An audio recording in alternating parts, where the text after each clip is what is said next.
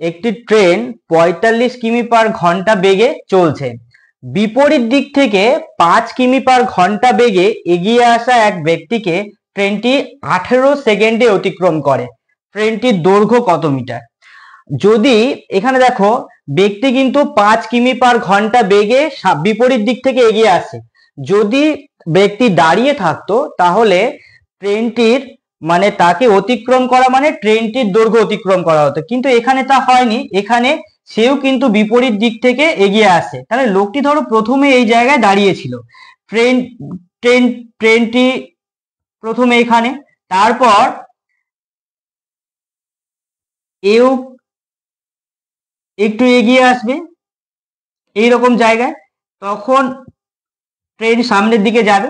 তাহলে ট্রেন কিন্তু এই যে ১৮ সেকেন্ডে ব্যক্তিকে অতিক্রম করে, যখনই এই পজিশনে ট্রেন আসবে তখনই কিন্তু ব্যক্তিকে অতিক্রম করা হয়ে যাবে, কারণ সেও একটু এগিয়ে এসছে।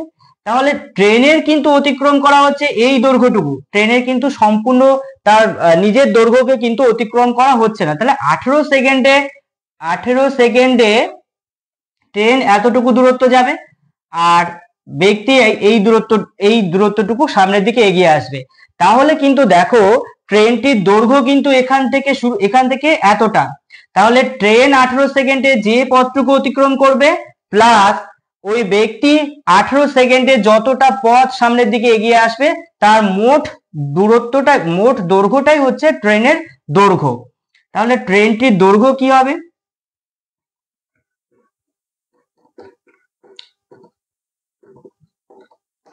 এই ১৮ সেকেন্ডে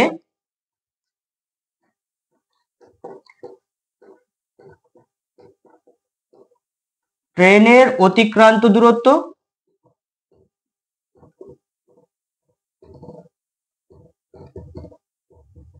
প্লাস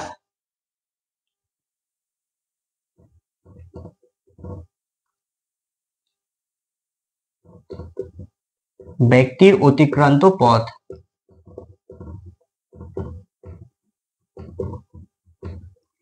১৮ সেকেন্ডে ট্রেন কতটা যাবে? ১৮ দেখো ১ ঘন্টায় যায় হচ্ছে ৫ কিমি, তার মানে ৩৬০০ সেকেন্ডে সে যায় হচ্ছে এত মিটার। তাহলে ১ সেকেন্ডে যায় এত বাই ৩৬০০, আর ১৮ সেকেন্ডে যাবে কত? তাহলে বাই ৩৬০০ গুণ ১৮, দুটো শূন্য কাটা, ১৮ দুগুণে ৩৬, ২২৫ মিটার। তার মানে ১৮ সেকেন্ডে ট্রেনের অতিক্রান্ত দূরত্ব হচ্ছে ২২৫ মিটার। এবার আমরা ওই ১৮ সেকেন্ডে এই ব্যক্তি কতটা সামনের দিকে এগিয়ে এসছে সেটা আমরা দেখে নেব। তাহলে এবার ৩৬০০ সেকেন্ডে ওই ব্যক্তি কতটুকু যায়? ৫০০০ মিটার। তাহলে ১ সেকেন্ডে যাবে ৫০০০ বাই ৩৬০০ মিটার। আর দেখো ১৮ সেকেন্ডে কতটুকু যাবে? ৫০০০ বাই ৩৬০০ ইন্টু ১৮, তাহলে ১৮ দুগুণে ৩৬, তার মানে ২৫ মিটার। তাহলে ট্রেনটির দৈর্ঘ্য হবে ২৫০ মিটার। পরের অঙ্কটা দেখো, একটি নির্বাচন ক্ষেত্রের ২৫% ভোটার ভোটদানে বিরত ছিলেন, মানে ১০০ জনের মধ্যে ২৫ জন ভোট দেয়নি। যারা ভোট দিয়েছেন তার মধ্যে 2% ভোট বাতিল হয়, কিছু ভোট বাতিল হয় বিভিন্ন কারণে। তো এখানে যারা ভোট দিয়েছেন তার 2% ভোট বাতিল হয়েছে, মানে তাদের মধ্যে 98% ভোট কিন্তু মানে গ্রাহ্য ভোট। গ্রাহ্য ভোটের ৭৫% ভোট পেয়ে যিনি নির্বাচিত হয়েছেন তিনি ভোট পেয়েছেন কত? ৯,২৬১টি ভোট। তাহলে মোট ভোটারের সংখ্যা কত? আমরা যদি এখানে ধরে নিই মোট ভোটারের সংখ্যা x, তাহলে দেখো 25% ভোট দানে বিরত ছিলেন, তাহলে ভোট দিয়েছেন কত পার্সেন্ট? ভোট দিয়েছেন হচ্ছে ৭৫%। তাহলে এই মোট ভোটার যদি x হয় তার ৭৫% মানে কত? ৭৫/১০০। তাহলে এতজন ভোট দিয়েছেন, এর মধ্যে আবার 2% ভোট বাতিল, তার মানে গ্রাহ্য ভোট কত? এর 98%, তার মানে 98/100। তাহলে এটা আমরা কি পেলাম? গ্রাহ্য ভোট।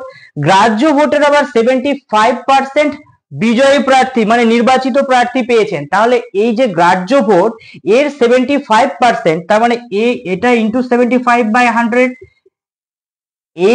এই যে ভোটটা পাওয়া গেল সেটা হচ্ছে 9261। তাহলে এখান থেকে আমরা যদি এটা সলভ করে এক্স এর মান বার করি তাহলে আমাদের মোট ভোটার কত সেটা বার হবে। তাহলে এখানে দেখো এক্স সমান কি পাবো? 9261 গুণ 100 গুণিত 100 বাই 75 গুণিত 98 গুণিত 75। এখানে যদি সিম্পলিফাই করো তাহলে দেখবা এটা পাবা হচ্ছে 16,800। পরের অঙ্কটা দেখো, 1 জানুয়ারি এ এবং বি যথাক্রমে 40,000 টাকা ও 60,000 টাকা বিনিয়োগ করে একটি ব্যবসা আরম্ভ করে। 1 মার্চ এ আরো 20,000 টাকা বিনিয়োগ করে, কিন্তু 1 জুন বি 10,000 টাকা তুলে নেয়। 31শে ডিসেম্বর পর্যন্ত তাদের 33,250 টাকা লাভ হলে বি কত টাকা পাবে? অংশীদারি কারবারের অঙ্ক। এখানে আমরা 1 মাস হিসাবে তাদের মূলধনের অনুপাত বার করে নেব। প্রথমে আমরা এর 1 মাস হিসাবে মূলধনের পরিমাণ বার করে নিই। দেখো 40,000 টাকা 1 জানুয়ারিতে সে 40,000 টাকা বিনিয়োগ করছে এবং 1 মার্চ আরো 20,000 টাকা বিনিয়োগ করছে। তাহলে এই যে প্রথমে 40,000 টাকা সে বিনিয়োগ করেছে সেই টাকাটা 2 মাস খাটছে, মানে জানুয়ারি আর ফেব্রুয়ারি। তাহলে এর মূলধনের পরিমাণ হবে হচ্ছে 40,000 গুণ 2 যোগ পরে আরো 20,000 টাকা দিচ্ছে, তাহলে 60,000 গুণ 10। তাহলে পরের টাকাটা তার 10 মাস খাটছে। তাহলে এর 1 মাস হিসাবে মূলধনের পরিমাণ হবে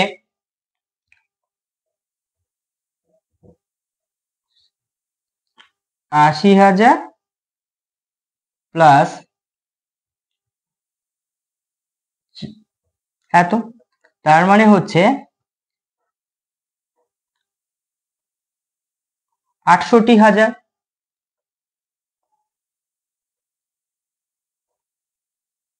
না, মানে হচ্ছে 6,80,000। একই রকম ভাবে আমরা এবার বি এর 1 মাস হিসাবে মূলধনের পরিমাণ বার করে নেব।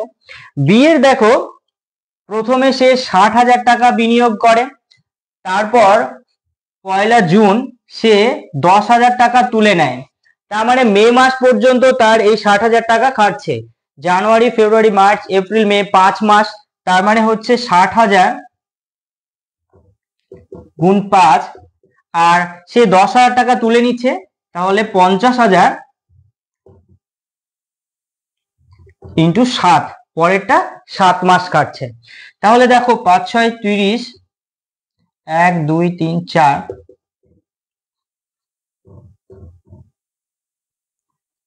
তাহলে এক্ষেত্রে 65, 6,50,000। তাহলে এদের যদি এ আর বি এর মূলধনের অনুপাত বার করি তাহলে আমরা পাবো 68:65। তাহলে মোট লাভ হয়েছে কত? 33,250 টাকা। তাহলে 33,250 এর মধ্যে বি কত পাবে? বি এর আনুপাতিক ভাগাহার হচ্ছে 65/68 প্লাস 65। তাহলে 33,250 ইন্টু এটা বি পাবে 65 বাই এটা, তার মানে হচ্ছে 250 গুণিত 65 বাই 8 5 13 3 হাতে 1 13, 133। 133 দিয়ে যদি এটাকে কাটো একবারে তাহলে এটা পাওয়া যাবে 250, আর 250 কে 65 দিয়ে কাটলে পাওয়া যাবে 16,250 এত টাকা। তাহলে এক্ষেত্রে বি এর লভ্যাংশ হচ্ছে 16,250 টাকা। 16,250 ইজ দ্য রাইট অ্যান্সার। পরের অঙ্কটা দেখো সবাই, এ বি এর 3 গুণ কর্মক্ষম মানে এ বি এর 3 গুণ কাজ করতে পারে এবং একটি কাজ এ বি এর 20 দিন আগে শেষ করে, তারা একত্রে কাজটি কত দিনে শেষ করবে? তাহলে এ বি এর 3 গুণ কর্মক্ষম, তাহলে এ হচ্ছে যে কাজটি এক্স দিনে শেষ করবে, বি এর 3 গুণ সময় লাগবে, মানে বি হচ্ছে 3x দিনে শেষ করবে। তাহলে আমরা যদি ধরে নিই যে এ কাজটি শেষ করে হচ্ছে এক্স দিনে, তাহলে বি কাজটি শেষ করবে কত দিনে? 3x দিনে। তাহলে এ হচ্ছে এর মানে কাজটি শেষ করতে মোট x দিন সময় লাগে, বি এর কাজটি শেষ করতে মোট 3x দিন সময় লাগে, কারণ বলা আছে এ বি এর 3 গুণ কর্মক্ষম। তাহলে এখানে আবার দেখো পরে বলেছে যে একটি কাজ এ বি এর 20 দিন আগে শেষ করে, তাহলে 3x মাইনাস x মানে হচ্ছে 20, তার মানে 2x মানে হচ্ছে 20, তাহলে x মানে হচ্ছে 10, তার মানে আসলে এ কিন্তু কাজটি 10 দিনে শেষ করে। আর বি কত দিনে কাজটি শেষ করে? 3 গুণিত 10, তার মানে বি এর 30 দিন সময় লাগে। তাহলে এর কাজটি করতে কত দিন সময় লাগে? 10 দিন সময় লাগে। বি এর কাজটি করতে কত দিন সময় লাগে? 30 দিন সময় লাগে। তাহলে এ 10 দিনে করে কত? 1 অংশ। এ 10 দিনে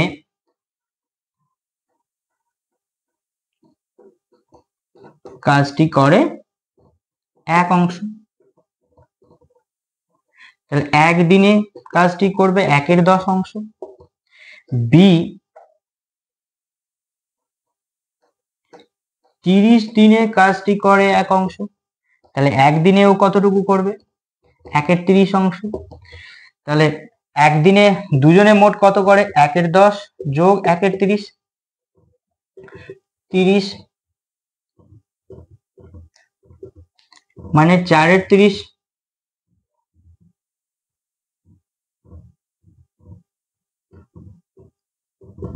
2/15, তার মানে দুজন একত্রে 2/15 অংশ কাজ করে কত? 1 দিনে। তাহলে 1 অংশ কাজ করবে 15/2, 7 পূর্ণ 1 এর 2 দিনে। তাহলে দেখো এ বি এর 3 গুণ কর্মক্ষম, তাহলে এ যদি আমরা ধরে নিই x দিনে কাজ করে, তাহলে বি 3x দিনে কাজ কমপ্লিট করবে। তাহলে 3x মাইনাস 6 মানে 20, কারণ এ বি এর থেকে 20 দিন আগে কাজটি শেষ করেছে। তাহলে x এর মান আমরা পেলাম 10, সেখান থেকে আমরা পাচ্ছি এ হচ্ছে 10 দিনে কাজটি কমপ্লিট করবে, বি 30 দিনে করবে। তাহলে এ 1 দিনে করে কতটুকু? 1 এর 10 অংশ, বি 1 দিনে করে কতটুকু? 1 এর 30 অংশ। তাহলে তারা দুজন একত্রে মানে এ প্লাস বি একত্রে 1 দিনে কতটুকু কাজ করবে? 1 এর 10 যোগ 1 এর 30, 2 এর 15 অংশ। তাহলে 2 এর 15 অংশ কাজ করে 1 দিনে, 1 অংশ কাজ করবে 7 পূর্ণ 1 এর 2 দিনে। তাহলে এ আর বি যদি একত্রে কাজটি করে তাহলে তারা শেষ করবে 7 পূর্ণ 1 এর 2 দিনে। পরের অঙ্কটি দেখো কি বলা আছে, যদি 84 ইন্টু 13 সমান 8, 37 ইন্টু 13 সমান 6, 26 ইন্টু 11 সমান 6 হয়, তাহলে 56 ইন্টু 22 সমান কত? এখানে দেখো 84 থেকে যদি আমরা 13 বিয়োগ করি তাহলে আমরা কি পাবো? এখান থেকে আমরা পাচ্ছি কত? 1 আর এটা 7। এই 1 আর 7 যদি আমরা যোগ করি তাহলে আমরা 8 পাচ্ছি। আবার এখানে দেখো 37 আর 13 যদি আমরা বিয়োগ করি তাহলে 4 পাচ্ছি, আর মানে এইদিকে 4 পাচ্ছি আর এদিকে 2 পাচ্ছি। এটা যদি যোগ করি তাহলে আমরা 6 পাচ্ছি। আবার দেখো 26 ইন্টু 11, এটা যদি আমরা বিয়োগ করি তাহলে 5 আর 1 যদি যোগ করি তাহলে 6 পাচ্ছি। তাহলে একই রকম ভাবে আমরা যদি বলি তাহলে 56 ইন্টু 22 আছে, তাহলে 56 থেকে বিয়োগ করো 22, তাহলে এখানে পাওয়া যাচ্ছে হচ্ছে 4 আর এদিকে পাবে হচ্ছে 3, 4 আর 3 যোগ করলে 7 পাওয়া যাচ্ছে। তাহলে 7 হচ্ছে রাইট অ্যান্সার। পরের অঙ্কটা দেখো সবাই, একটি বিদ্যালয়ে 10 জন ছাত্রের গড় বয়স 10.3 বছর, এদের মধ্যে 3 জনের গড় বয়স 12 বছর এবং অন্য 5 জনের গড় বয়স 9 বছর হলে বাকি দুজনের গড় বয়স কত? তাহলে 10 জনের মোট বয়স কত? 10 জনের মোট বয়স কত হবে? 10 গুণ 10.3 মানে 103 বছর।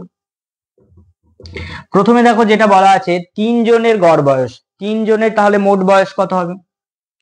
3 জনের মোট বয়স 3 × 12 তার মানে 36 বছর। আর যে 5 জনের, তাহলে 5 জনের মোট বয়স 5 × 9 45 বছর। তাহলে এই যে 8, এই 8 জনের মোট বয়স কত হবে? 6 আর 5 11, 4 3 60, 8 81 বছর। তাহলে এই যে 10 থেকে 8 বিয়োগ করো, বাকি দুজনের, তাহলে দুজনের মোট বয়স কত হবে? এই 103 থেকে 81 বাদ দিলে 22 বছর। তাহলে এই দুজনের মোট বয়স হচ্ছে 22 বছর। তাহলে বাকি দুজনের গড় বয়স কত হবে? 22 কে 2 দিয়ে ভাগ করো, তাহলে দুজনের গড় বয়স হবে 22/2 মানে 11 বছর।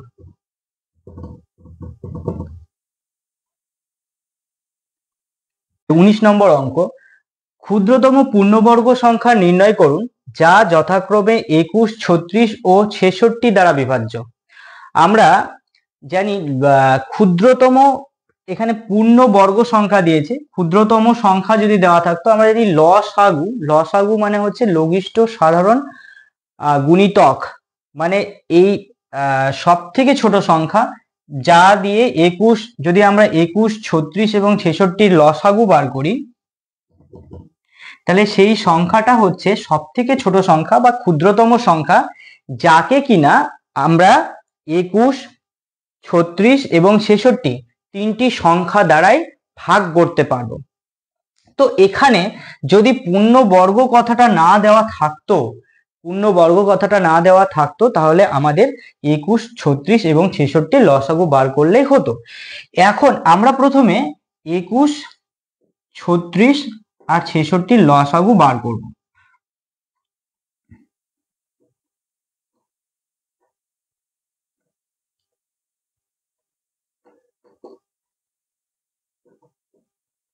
তাহলে 21, 36 এবং 66 লসাগু হচ্ছে 3 × 2 × 7 × 6 × 11। এই যে সংখ্যাটা, এটা গুণ করলে যে সংখ্যাটা পাওয়া যাবে সেই সংখ্যাটা হচ্ছে সব থেকে ক্ষুদ্রতম সংখ্যা, যাকে কিনা 21, 36 এবং 66 তিনটি সংখ্যা দ্বারাই ভাগ করা যাবে বা তিনটি সংখ্যা দ্বারাই বিভাজ্য। সব থেকে ক্ষুদ্রতম সংখ্যা হচ্ছে এই সংখ্যা। কিন্তু এখানে বলা আছে পূর্ণবর্গ সংখ্যা। আর দেখো এই সংখ্যাটা আমরা মানে স্পষ্টতই দেখতে পাচ্ছি যে এটা পূর্ণবর্গ সংখ্যা নয়, কারণ এখানে 3 আর 2 গুণ করলে আমরা 6 পাবো, একটা 6 রয়েছে, কিন্তু 7 আর 11 সিঙ্গেল সংখ্যা রয়েছে, তাহলে এটা পূর্ণবর্গ সংখ্যা নয়। এখন এই যে সংখ্যাটা পাওয়া যাচ্ছে, এই সংখ্যাকে যদি কোনো সংখ্যা, মানে এখানে 21, 36 এবং 66 সেই সংখ্যা, তিনটে সংখ্যা দ্বারা এই সংখ্যাটা বিভাজ্য, তাহলে এর সঙ্গে আমি কোনো সংখ্যা, কোনো পূর্ণ সংখ্যা যদি আমি গুণ করি তাহলে সেই সংখ্যাটাও 21, 36 এবং 66 দ্বারা বিভাজ্য হবে। তো এই যে সংখ্যাটা, আমাদের এখন কাজ হচ্ছে এই সংখ্যাকে একটা পূর্ণবর্গ সংখ্যায় পরিণত করা। এখানে দেখো এটা 6 আর 6 তো রয়েছে, তার সঙ্গে 7 × 11 রয়েছে, তাহলে এই 7 আর 11 এইটুকু যদি আমরা এখানে গুণ করি, তাহলে যে সংখ্যাটা পাওয়া যাবে এটাই হচ্ছে নির্ণেয় সংখ্যা।